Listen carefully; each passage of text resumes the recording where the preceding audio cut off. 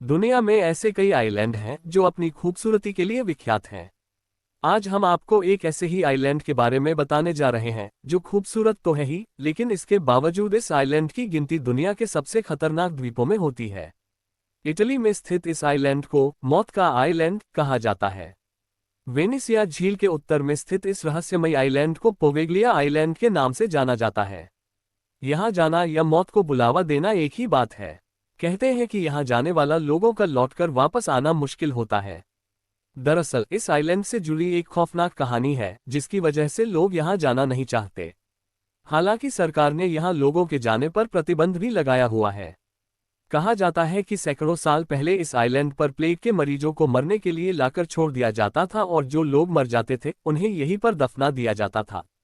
कहते हैं कि इस आइलैंड पर प्लेग के मरीजों की संख्या काफी बढ़ गई थी।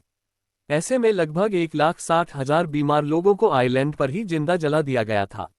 इसके बाद से इस आइलैंड को भूतहा माना जाने लगा और यह पूरी तरह से वीरान हो गया। हालांकि साल 1922 में इस आइलैंड पर मेंटल हॉस्पिटल मानसिक रोगियों का अस्पताल बनाया गया, लेकिन कुछ सालों बाद ही उसे बंद कर दिया गया। इसके पीछे कारण बताया गया कि अस्पताल के डॉक्टरों से लेकर नर्सों और मरीजों तक को यहाँ कई असामान्य सी चीजें दिखने लगी थीं।